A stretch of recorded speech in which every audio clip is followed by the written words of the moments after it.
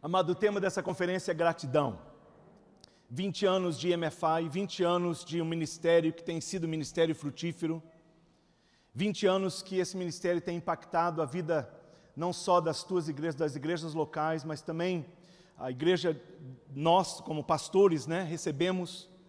É um ministério que tem sido bênção através do mundo, ministério de comunhão, ministério forte no seu DNA, ministério forte na sua liderança, integridade, forte no propósito de desenvolver igrejas fortes no seu propósito, forte no seu foco profético, na ênfase do ministério profético, forte, e nossas igrejas têm sido beneficiadas por essa. Então esse realmente é um momento de gratidão. Gratidão é quando nós olhamos para trás e somos gratos por aquilo que Deus fez. Gratidão é quando nós olhamos para o presente e estamos contentes, como Paulo disse, por aquilo que Deus está fazendo. Mas gratidão também abre a porta para o futuro. Um espírito de gratidão abre a porta para o futuro. 20 anos de momentos que acrescentaram na vida da gente. A minha influência no MFI começou muito antes do MFI ser MFI aqui no Brasil.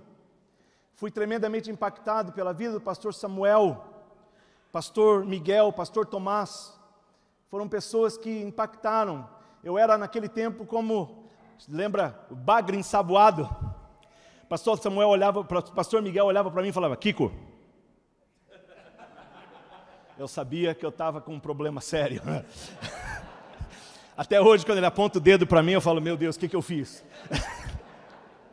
Pastor Francisco, ele olhava para mim lá na CCC e falava assim: Kiko, eu quero te dizer que eu sei por que você está aqui. Pastor, vim aqui adorar a Deus. Não, você não veio adorar a Deus. Pastor Francisco está aqui? Você não veio adorar a Deus, você veio olhar as meninas da igreja. Te conheço, estou de olho em você, Kiko.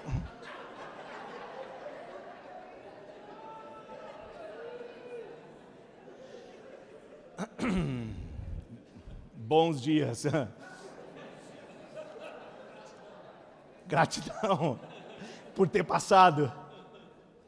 Quando eu fui para o Canadá, quando iniciamos a nossa igreja, entramos em contato com o pessoal de lá e desde 1998 somos parte do Canadá. Agora começamos o Canadá o MFI no Canadá.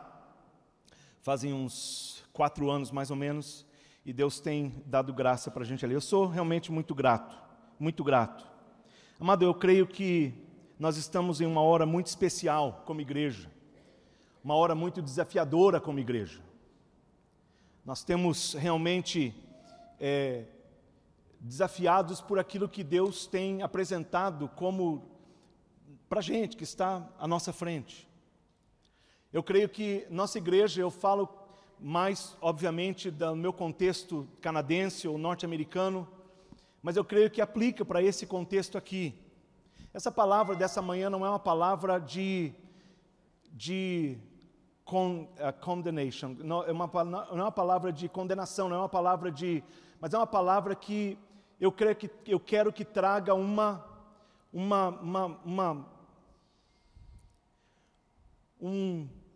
momento novo. Eu quero que traga um desafio para o teu coração, para a tua vida. Não porque você não está fazendo, mas, amado, nós vivemos, e esse ministério MFI está vivendo, nós vivemos a melhor foto, a melhor picture que eu tenho na minha cabeça aqui, é como um mar tremendo e um barquinho lá no meio desse mar. Nós estamos vivendo em dias em que culturalmente tem sido difícil. Estamos vivendo em momento crítico como igreja, em que Deus tem chamado a igreja para ser igreja. A igreja de Jesus. Amados, por que eu creio que nós estamos vivendo momentos críticos na nação? Porque a sociedade, a cultura, na sua grande maioria, está sendo impactada pela maneira em que as pessoas veem a igreja. Hoje em dia a igreja não é mais, nossas igrejas não são mais para nós, é exposta para o mundo, para as pessoas, e as pessoas olham para dentro da igreja. E é crítico. E quando eu falo igreja, eu não estou falando exatamente a tua igreja, estou falando nós como corpo de Cristo, igreja no Brasil, igreja no Canadá, igreja na América. Crítico, queridos, porque existe sim igrejas muito sérias e comprometidas, porém afetadas por ministérios e pastores que estão descompromissados. É crítico. Não é fácil pastorear, não é fácil ter igreja nesse momento que nós estamos. Crítico, amado, porque existe uma pressão da parte da mídia com relação à igreja. Existe uma expectativa. E nós como igreja, se nós não tivermos cuidado, nós vamos estar dando muito ouvido àquilo que a mídia fala. Crítico porque há uma obscuridade no que diz respeito ao que é realmente ser discípulo de Jesus. Porque ser crente já não define mais aquilo que nós como movimento, aquilo que nós como igreja queremos que as pessoas vejam. Nós não podemos mais dizer, não, quantos cristãos, quantos crentes, não. Porque cristão lá atrás, quando eles foram que viraram o mundo de perna para cima. Mas hoje em dia nós temos, é crítico porque quantos realmente discípulos nós temos. Pessoas da nossa igreja que estão realmente servindo ao Senhor. Crítico porque estamos vivendo num tempo em que cada um se acha no direito de interpretar a verdade. Cada um se acha no direito de interpretar a verdade, cada um interpreta o princípio da verdade como ele bem entende, como seja conveniente. Não existe absoluto, o evangelho tem se tornado nesses dias o evangelho de opinião pessoal. É aquilo que eu sinto, aquilo que eu vejo, é como eu interpreto. E o evangelho não pode ser interpretado dessa maneira, o evangelho por si só se interpreta. As igrejas nesses dias, amados, críticos, porque nós temos que ser a luz do céu, as luzes do mundo e o sal da terra, dentro dessa cultura na qual nós estamos vivendo. Mas infelizmente as igrejas nesses dias estão ofuscadas e um pouco sem gosto. Ou seja, não está totalmente escura e não totalmente sem gosto. Queridos, então cai sobre nós, sobre os nossos ombros, a responsabilidade de liderar o povo do Senhor numa direção de avivamento espiritual.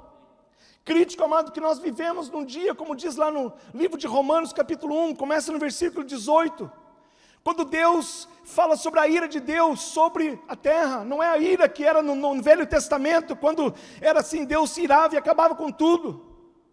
Mas a ira que está em Romanos capítulo 1, começa no versículo 18, existem 3 níveis. Enquanto você lê no inglês, pelo menos, e diz assim que Deus turned them over, e Deus deixou eles como eles quiseram. Tem 3 níveis.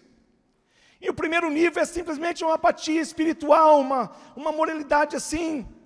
O segundo nível é mais abaixo, vai mais profundo, quando fala que as pessoas se deram a elas mesmas, mulheres como mulheres, e a homossexualidade, a sensualidade. E eu penso assim, puxa, mas esse é o segundo nível, mas existe pior do que isso? Sim, porque lá no último versículo diz assim, que não só é que eles se deram, mas que então começaram não só, mas eles começaram a aprovar e legislar ou sancionar aquilo que eles estavam fazendo. É o pior nível, quando você sanciona, quando você olha aquilo que devia ser totalmente impugnante, você olha para aquilo e fala, não, então, no relação física do governo, como igreja no geral, pelo menos na minha nação, está então sancionado. Não só você aceita, mas você sanciona. E aí é crítico. Eu creio que nós temos a necessidade tremenda de uma clareza ministerial, uma clareza no púlpito, uma clareza no nosso comportamento como pastores. Eu quero ministrar para você hoje sobre esse tema, o poder curador e restaurador da palavra. O poder curador e restaurador da palavra. Quando nós cantamos essa canção, porque Ele vive, posso crer no amanhã. Porque Ele vive, temor não há. Mas eu sei que a minha igreja está nas mãos do meu Senhor, que vivo está. Ainda que vivemos em momentos de crise, amados, nós cremos que a nossa igreja, o nosso ministério, está nas mãos não de homens, mas está na mão de um Deus vivo. um Deus que opera, um Deus de graça, um Deus que ministra, um Deus que se ainda passeia no meio do seu povo, é um Deus que cura, que liberta. É um Deus que não deixa você ministrar sozinho, é um Deus que não deixa você estar pastoreando sozinho. É um Deus presente conosco. Olha o que diz lá, vamos ler 2 versículos, Mateus 16, 18. Pois também eu te digo que tu és Pedro, e sobre essa pedra edificarei a minha igreja, e as portas do inferno não prevalecerão contra ela. 2 de Reis, capítulo 4, versículo 38 a 41. Certa vez, quando havia falta de alimentos naquela terra, Eliseu voltou a Gilgal. Enquanto estava ensinando um grupo de profetas, ele mandou que o seu empregado pusesse uma panela grande no fogo e fizesse um cozido para eles. Então um dos profetas saiu para o campo a fim de apanhar ervas.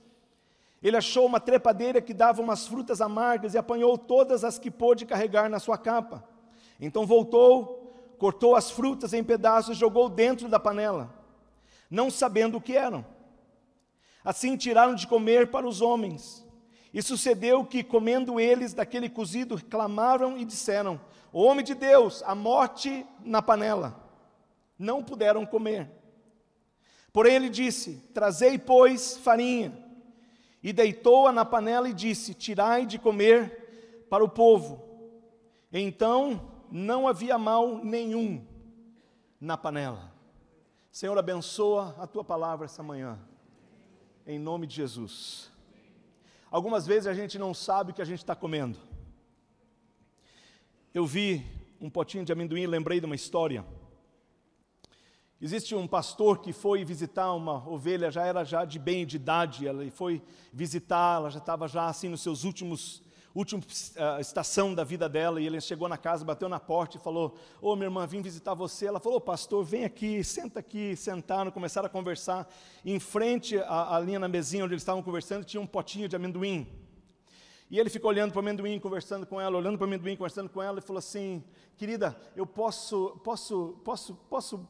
ter um pouquinho desse amendoim? E ela falou assim: oh pastor, lógico que pode. Conversa vai, conversa vem, 30, 40, 50 minutos passaram, quase uma hora.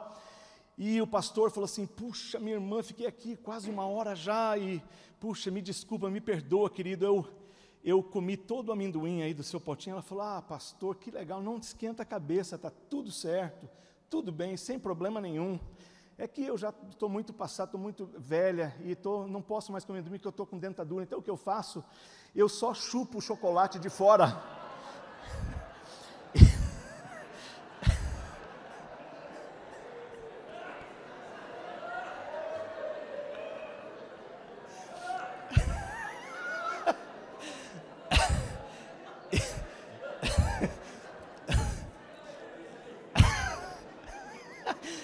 Às vezes a gente não sabe o que está comendo, e é exatamente o que acontece nessa história que nós lemos. Versículo 38 diz que Eliseu volta a Gilgal para estar com os filhos dos profetas. Gilgal, como sabem, é onde estava o seminário dos profetas. Era lá onde os profetas, filhos dos profetas, eram ensinados. E Eliseu era, como se nós pudéssemos dizer hoje, ele seria o presidente daquela escola. Poderíamos dizer que a tarefa dele seria preparar os filhos dos profetas para cumprir as responsabilidades que eles tinham. Profeticamente era muito importante para ele estar ali. Por quê? Porque a palavra nos diz que no versículo 38 diz que havia uma fome na terra. Fala comigo: havia uma fome na terra. A fome, querido, significava que a agricultura, significava que a terra não estava indo bem. E como as pessoas viviam da terra, viviam da agricultura, era preocupante, porque a terra não estava produzindo o que o povo necessitava para que o povo pudesse comer. Havia o que nós podemos dizer então uma escassez, e a terra não produzia, e o povo não tinha o que para satisfazer a necessidade deles. Então era uma situação preocupante, sem sustento. Agora, por que o autor do livro de Reis quer nos dizer que havia fome na terra? qual o propósito, qual era a causa da fome. A razão pela qual era que lá no livro de Deuteronômio, capítulo 28, Deus disse ao seu povo que se eles se afastassem dele, não observassem os conceitos, os princípios de Deus, ele se afastaria. E é exatamente o que aconteceu. Como eu falei para vocês no livro de Romanos, Deus então, como se fosse lá em Romanos, não é que Deus, a ira de Deus, ele simplesmente falou: vocês querem viver sem mim? Pode viver. Se você quiser, se você decidir viver sem mim, eu me afasto, eu turn them over, eu deixo vocês viver, deixo vocês fazerem aquilo que vocês quiserem. Só que vai haver uma consequência. E nesse exato momento é exatamente o que está passando. Diz lá, verso 15: será porém que se não ouvidos a voz do Senhor teu Deus, para que não cuidares em fazer todos os seus mandamentos e os seus estatutos que hoje te ordeno, então sobre ti virão todas essas maldições, te alcançarão, e os teus céus que estão sobre a cabeça serão de bronze, e a terra que está debaixo de ti será de ferro. O Senhor, por chuva da terra, te dará pó e poeira, dos céus descerá sobre ti até que pereças. Dito de uma outra maneira, se você se afastar de mim, vai ficar faminto. Se você se afastar de mim, vai haver consequência, haverá fome na terra. Quando você se desviar dos meus princípios, da minha palavra, e começar a se entregar, ou ter o alvo outros deuses, então vai haver problema. Portanto, a razão pela qual houve uma fome física, foi porque antes dessa fome física, houve uma partida espiritual por parte do povo. Como o espiritual não estava sendo tratado corretamente, a terra não produzia. E a razão pela qual existia a escola dos profetas é que era sobre os ombros dele para trazer a palavra de Deus para o povo. Era a tarefa dos profetas explicar ao povo as razões pelas quais, as razões espirituais do seu dilema social, do seu dilema emocional, do seu dilema físico, do seu dilema econômico. Porque o povo não faria uma conexão automática entre o desvio de Deus e a fome. Então era o trabalho, era o ministério profético de fazer essa conexão. De que a razão pela qual isso está acontecendo é porque houve uma distância tua espiritual. Houve uma distância de Deus. E a razão pela qual está tendo fome era por causa exatamente disso. Não está chovendo para eles, não está chovendo. Para o povo não tem mais agricultura, está chovendo, a terra não está produzindo. O que está acontecendo? Talvez é assim mesmo. Mas era o trabalho deles fazer essa ligação, essa conexão, e eles estavam vendo a sua realidade física, porém, eles não estavam discernindo a realidade espiritual. A realidade era que o coração deles não estava voltado para Deus, como nação. Não diferente do que estava acontecendo em 2 de Crônicas, capítulo 15. Lá nos anos de 40, em London, fizeram não tinham o que tem hoje, mas nos manicômios, é assim que fala, manicômios? Então, para saber se a pessoa estava pronta para sair dali, eles pegavam aquela pessoa, aquele inmate, aquele client, ele mesmo. Eles colocavam numa sala, davam um mop, davam um pano. Eles ligavam a torneira e tiravam aquele negócio que para a água. Tiravam aquilo lá, ligavam a torneira, colocavam aquele negócio, põe para a água ficar jorrando sempre. E eles abriam a torneira e colocavam, o manicômio falou assim: você tem que limpar esse chão. Então, à medida que a água ia subindo, começava a fazer bagunça. E daí eles saíam para fora, davam essa toalhinha para esse cara, e ele ficava ali, tentando limpar a água. Se eles voltassem em 2, 3 minutos e o cara continua limpando a água e não parando a torneira, ou tirando o negocinho, ele sabia que o cara não estava pronto para sair. Simples assim. Por quê?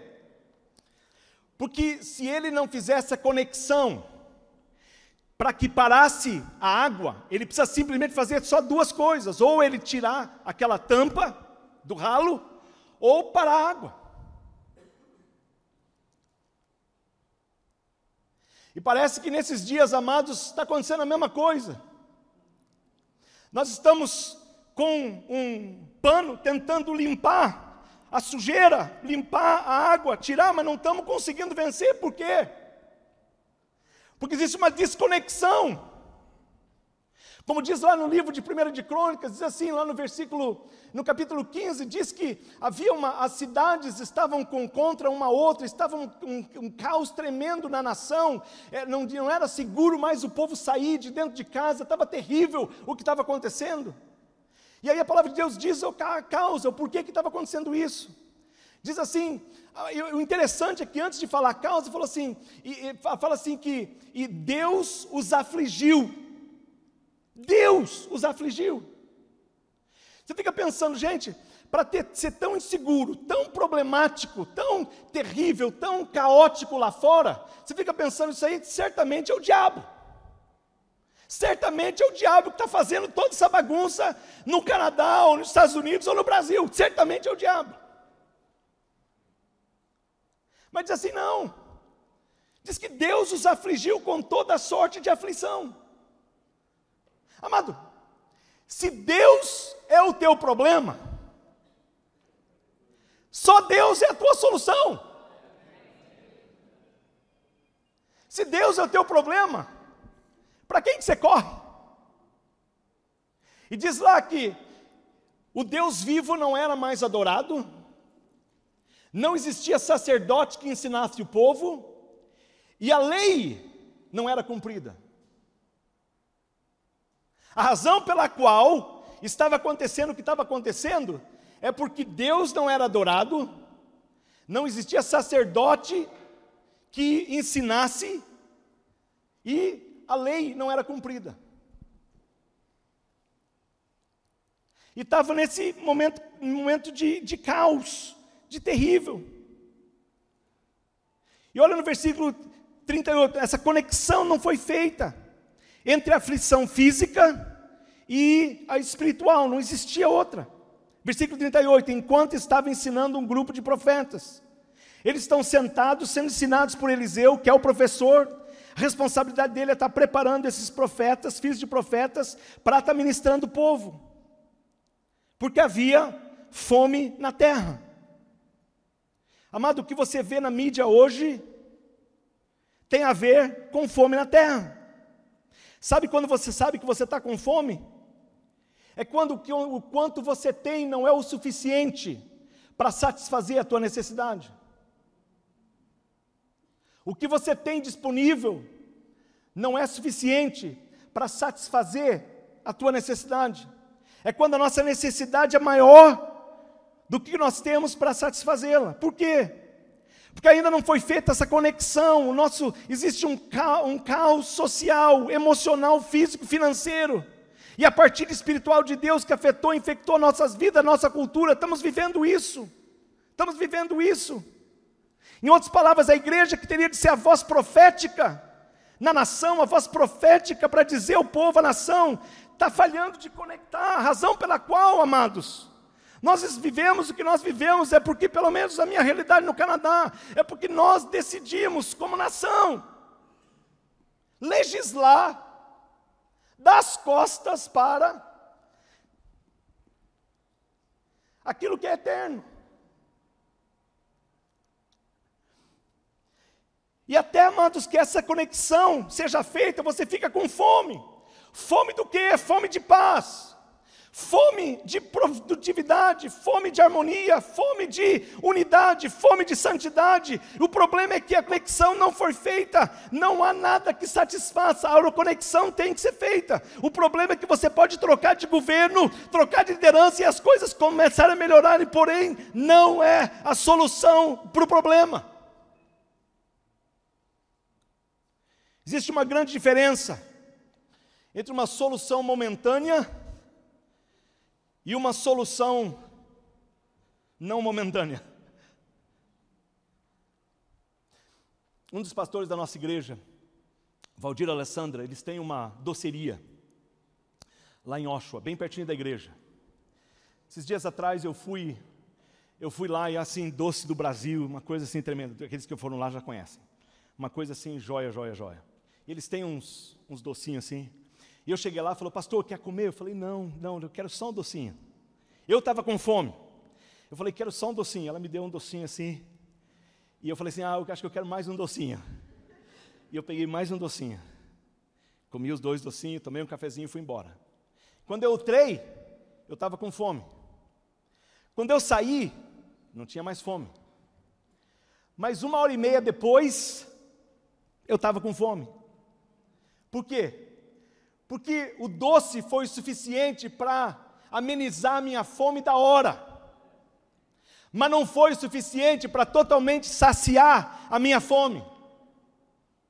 Amados, isso é sério. Por quê? Porque o que está acontecendo nos nossos dias é que a fome está tão grande que as pessoas estão procurando um pouco de docinho para satisfazer a fome, porém o docinho não satisfaz a fome, só por um pouquinho. Por quê? Porque até que a causa dessa fome seja tratada, a cura não pode ser experimentada. Até que a causa dessa fome seja tratada, a cura não pode ser experimentada. O problema era espiritual. E como consequência, a terra não produzia. E o povo estava com fome. Eliseu, então manda preparar o quê? Preparar um alimento para eles. Fala, vai e prepara um alimento. Porque se você não tiver alimentado, como é que você vai alimentar os outros?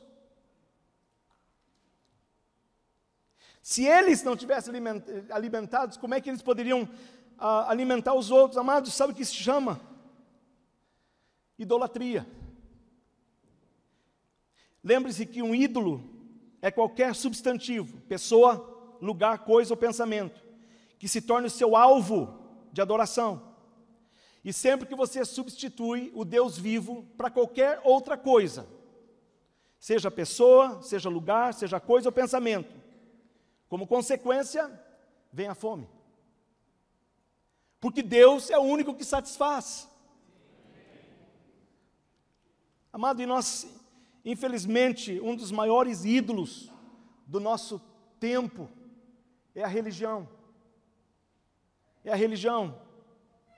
Temos mais igrejas do que nunca, temos mais livros do que nunca, temos mais cultos do que nunca, temos mais ensinos do que nunca, temos mais atividade do que nunca, temos mais internet do que nunca, temos mais oportunidade do que nunca, porém, a fome continua, temos mais ansiedade do que nunca, temos mais depressão do que nunca, temos mais falta de paz do que nunca, temos mais divórcio do que nunca, temos mais problemas familiares do que nunca, temos mais líderes deixando o ministério do que nunca, e até que a causa dessa fome seja tratada, a cura não pode ser experimentada. Porque o problema, amado, da humanidade não é a unção, é Jesus. É a falta de relacionamento com Deus. É por isso que nós estamos envolvidos no melhor enterprise, na melhor organização do mundo, porque nós temos a solução, a chave como igreja. A igreja é a solução para o mundo que nós estamos vivendo. E eu estou falando da tua igreja. Você pode olhar para a tua igreja e ver, não, pastor, mas eu só um pouquinho, só um pouquinho, às vezes, muito sem expressão. Não, você não está entendendo. Porque você tem o respaldo de Deus, que as portas do inferno não prevalecerão sobre a tua igreja. Não quero saber se é grande ou pequena, de expressão a nossa vida ou sem expressão. As portas do inferno não prevalecerão sobre o teu ministério, sobre a tua igreja. Essa é a certeza.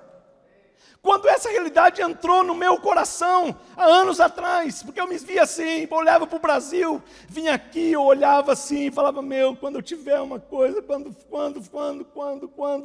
puxa, quando é que o Canadá vai ser que nem o Brasil? E eu chorava, eu olhava para o ministério de vocês, e falava, meu Deus, que coisa, uau, que coisa tremenda acontecendo lá em Araçatuba, em Londrina, em Guarapuava, com o pastor Harold, nossa, e lá em Curitiba, por Deus, e como é que eu estou aqui só com um pouquinho, e eu chorava diante de Deus, e falava assim, meu Deus. Um dia Deus falou assim para mim, você está pensando que eles estão servindo de Deus diferente do teu?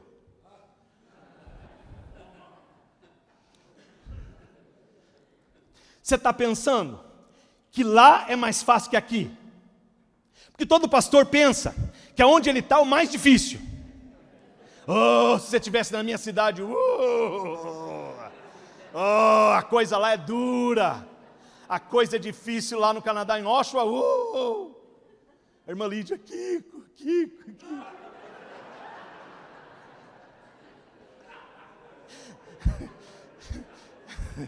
E eu, Kiko. Vim até mais pertinho para ela assim. Mas o Deus é o mesmo. A palavra é a mesma. O poder é o mesmo. As promessas de Deus é as mesmas. Não quero saber, nós estamos no norte, no sul, aonde nós estamos. Servimos a um Deus vivo, Ele não muda.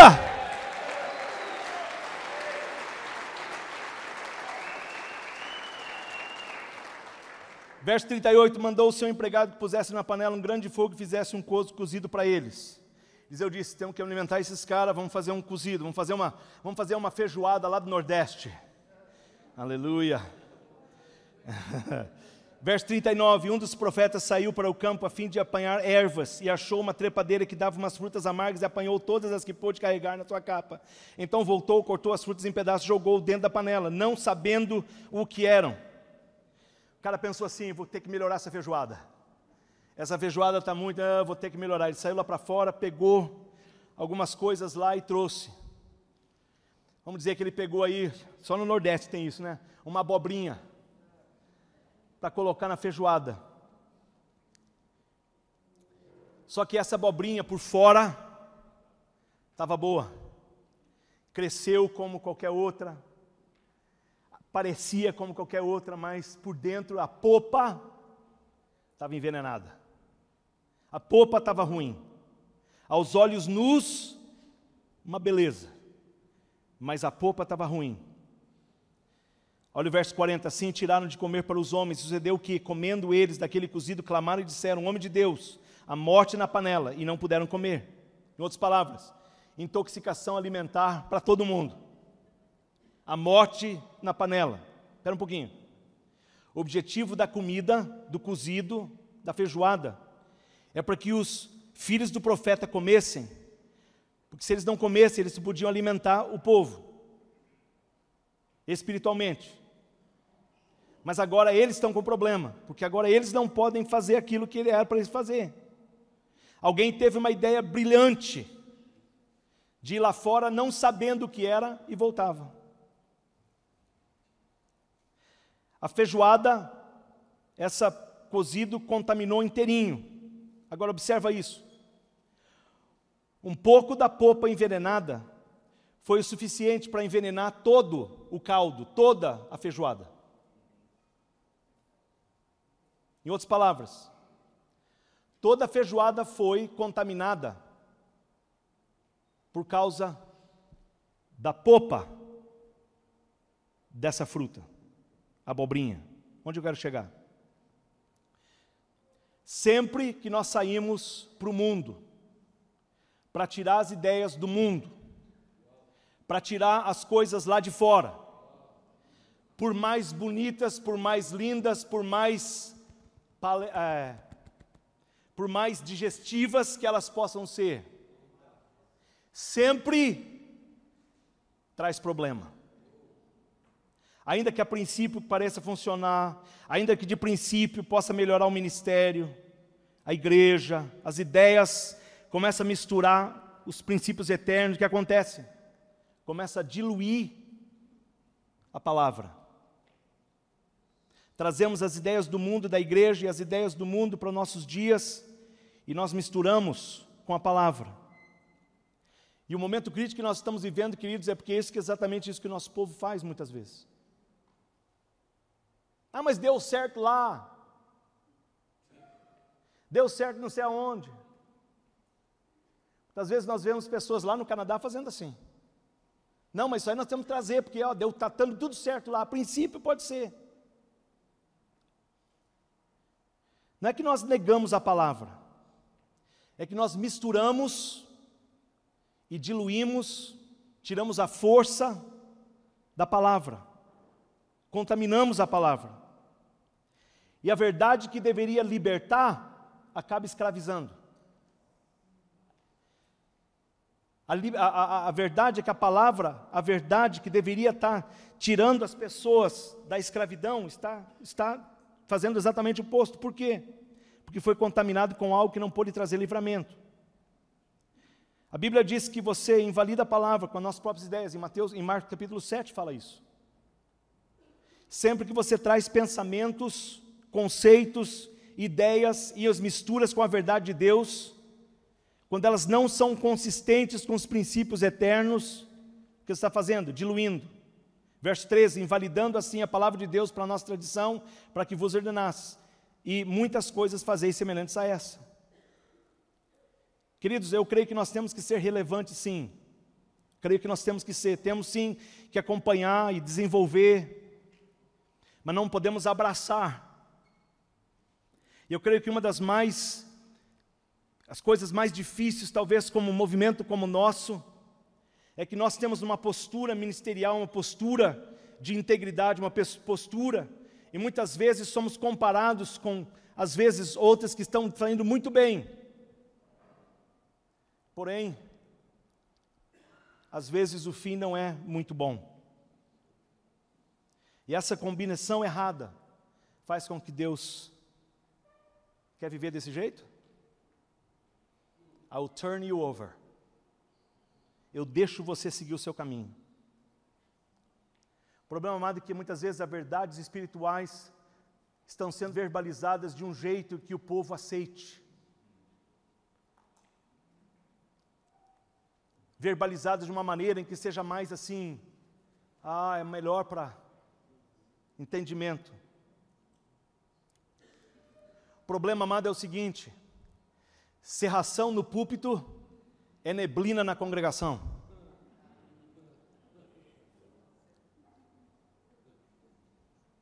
Se nós não sabemos o que nós estamos falando, como é que o povo que participa 1 hora e meia, 2 horas,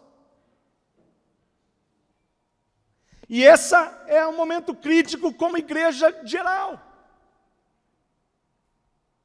É isso que o nosso povo está ouvindo muitas vezes.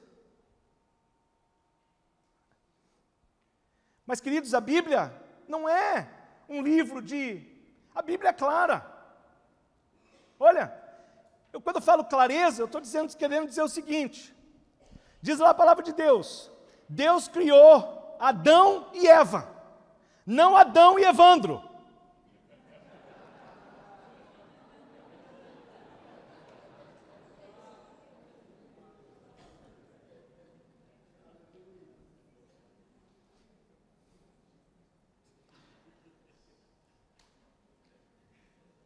De novo, pode ser não ter a tua realidade, mas é a minha.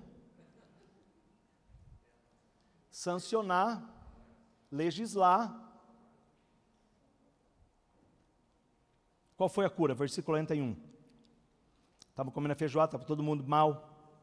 Versículo 41. Porém ele disse, trazei, pois, farinha, e deitou-a na panela e disse, tirais de comer para o povo. Então não havia mal nenhum na panela. Veja só, a feijoada estava pronta, a mistura, a abobrinha com polpa envenenada foi misturada, não tem mais como tirar o veneno da panela. Qual a solução? Eliseu falou, me traga a farinha. Fala, me traga a farinha. Agora, por que farinha? O que se faz com farinha? Farinha se faz pão. Mateus 4,4. Nem só de pão viverá o homem, mas de toda a palavra que procede da boca de Deus. João 6,35, Jesus lhe disse, eu sou o pão da vida. Aquele que vem a mim não terá fome, e quem crê em mim nunca terá sede. Como o problema foi resolvido, como se o veneno já estava na panela. Ele mandou colocar algo que era mais forte do que o veneno na panela. O que era mais forte? Ele sabia que quando a farinha fosse colocada na panela, misturada no cozido, seria mais forte que o veneno. Amados, essa situação crítica que nós estamos falando, que nós estamos vivendo, a mente do povo sentindo, muitas vezes, envenenada. Essa geração, amado, com uma dificuldade muito grande de compreender e separar o certo do errado, o divino, o santo, daquilo que não é. E o povo, do modo geral, chega até nós com a mente assim meio envenenada. Será que é certo? Será que é errado? Como é que é isso? E, amado, o problema é que muitos pastores estão confusos, eles mesmos não sabem. E os cristãos estão debatendo hoje aquilo que sempre foi claro na palavra, muito claro nas escrituras. Por isso que eu falo, amado, é crítico, porque o momento que nós estamos vivendo não é hora de brincar. O momento que nós estamos vivendo como pastores, como igreja, não é uma hora de papo furado. Não é uma hora de palestra. Você não foi chamado para dar palestra. Talk. Um cara chegou na minha igreja e falou assim, pastor, que hora começa o talk? Eu falei, aqui não tem talk, aqui não tem palestra, aqui tem palavra. Não tem palestra. Serração no púlpito, nevoeiro na igreja. Amado, quantos de vocês gostam da Zara? Uma, duas honestas aqui. Vamos ver quantos honestos. Ei, aí, ô marada. Aê. Hã?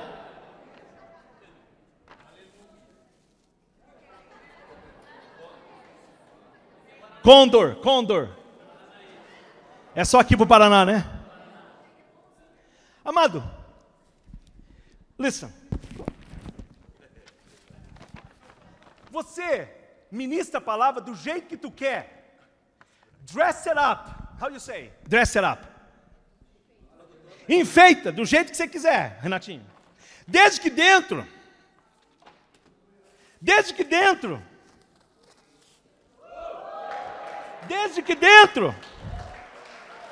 você tenha a palavra, pode fazer, aplicar do jeito que você tiver, desde que todo domingo, toda célula, toda quarta-feira, o que você dá para o teu povo é a farinha, é a palavra de Deus. Sabe por quê? Sabe por quê? Tem igrejas fortes nesse ministério MFI. Sabe por quê? Pessoas como Pastor Miguel, Pastor Tomás, Pastor Samuel, agora os filhos, outros irmãos. Sabe por quê? Porque sempre houve farinha. O que impactou a minha vida lá atrás e que me faz a pessoa que eu sou hoje foi a farinha desses lugares. Foi farinha, era pregação forte. Agora você pode fazer o que você quiser, dress it up do jeito que você quer. Alguns mais intelectuais, outros não importa. Desde que você dê para o povo saciar a sede da palavra, faz o que você quiser. Muita farinha. E a solução para o nosso movimento para o futuro, uma geração, 20 anos mais ou menos. Qual é o legado que nós vamos para o nosso futuro? É a farinha. É a palavra de Deus. É você ser cheio da palavra de Deus, para quando você alimente o teu povo, eles possam ser alimentados de farinha. Na hora de brincar, na hora de kumbaya.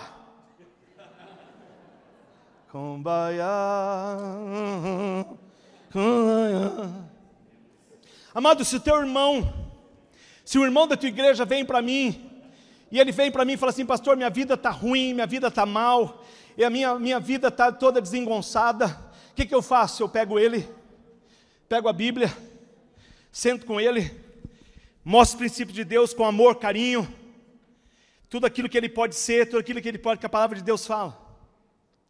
Se um casal da tua igreja vem para mim, meu casamento está acabado, sua família vem para mim, minha família está acabada, pastor, o que eu faço? Sento com ele, pego a Bíblia, começo a falar para ele da palavra, é assim que deve funcionar a família.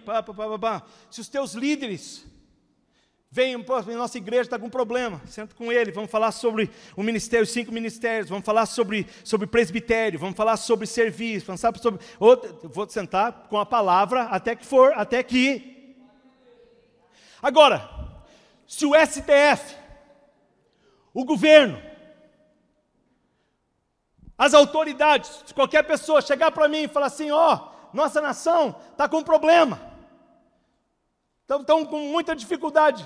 Amado, eu não vou mudar o livro, porque o livro é o mesmo que melhora o indivíduo, é o mesmo que melhora a família, é o mesmo que melhora a igreja, e é o mesmo e o único que vai melhorar a nação. Por quê? Amados, porque nesse livro nós temos a solução para tudo.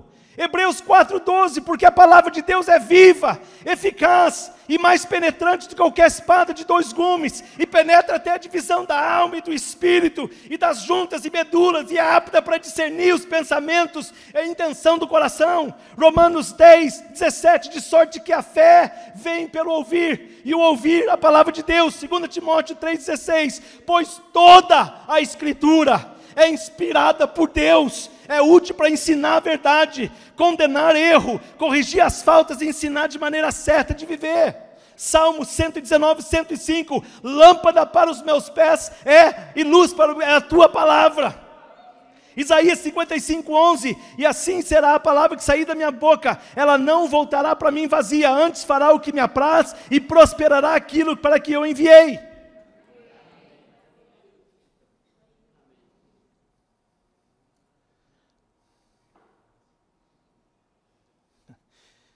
Um cara que não entendia muito de cozinha, como eu, foi no mercado, queria fazer uma macarronada. Ele foi no mercado e comprou um molho, como se fala, pomarola, esse molho de macarronada, é esse? Comprou esse molho. E indo para o cachieiro, ele falou assim, querida, tá acabando, né? Tá bom. Na minha igreja, o pessoal do louvor vem. Eu olho, eles estão lá. É sinal que...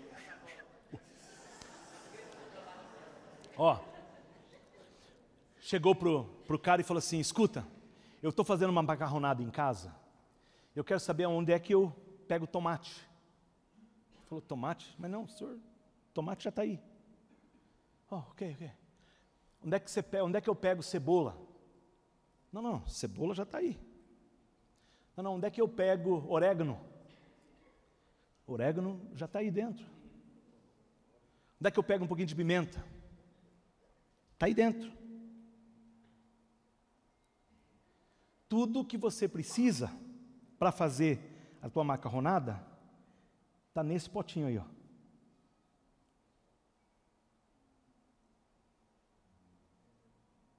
E tudo que você precisa para ter um ministério de prosperidade, de graça, de bênção, de paz.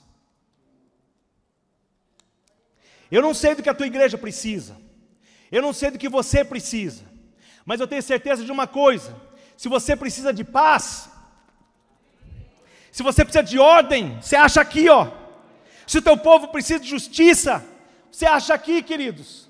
Se o teu povo precisa de unidade, você acha aqui. Felicidade, provisão, tudo que você precisa, você acha aqui. Milagre, cura, está aqui, amado. Você não precisa de o poder restaurador desse livro. É poderoso para transformar a tua vida, transformar o teu ministério, transformar a tua cidade, transformar a tua nação. Esse poder da palavra, o que nós necessitamos nesses dias é homens e mulheres e igrejas que tenham farinha, a palavra de Deus. Pode se levantar, queridos. Às 9h59 do dia 11 de setembro, nunca você vai viajar como você viajava antes. Nunca. O que aconteceu no dia 9 de setembro de 2001, para sempre, por gerações vai ficar marcado. Agora escuta. se 19 jovens, totalmente comprometidos, totalmente engajados, puderam fazer um arraso nos Estados Unidos, que por consequência afetou o mundo inteiro. Se 19, por uma causa completamente aversa aos princípios de Deus. Pensa comigo, me ajuda a fazer a matemática. Penso que vocês são em 82, mais ou menos, vamos dizer, 80 a 90 igrejas no MFI. Aqui, mais ou menos 400 pessoas. Querido, se 19 jovens puderam fazer um estrago, imagina 82 igrejas, imagina 400 pastores, que são totalmente comprometidos com o Senhor, com a palavra de Deus. Amado, você tem tudo para dar certo, você tem tudo para ser um homem que vai impactar a tua cidade, vai impactar a tua nação, não importa aonde você está. Levante as suas mãos e comece a clamar diante de Deus e dizer: Senhor, me usa, Senhor, me usa. Comece a clamar diante de Deus. Ele é o Deus vivo. Ele é o Deus vivo.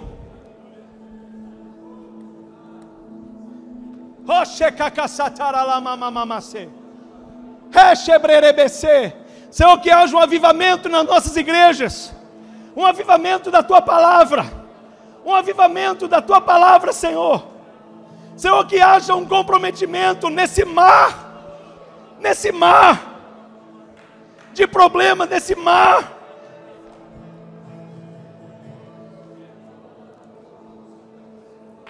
Aleluia. Porque Ele vive, posso crer no amanhã. Você crê no amanhã, querido? Você crê que você pode ser um homem, uma mulher que vai impactar essa nação, a tua cidade? Eu pensei que a minha igreja, não canta a minha vida não, canta a minha igreja.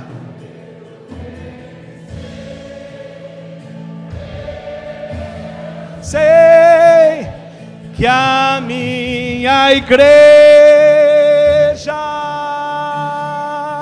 está nas mãos do Senhor.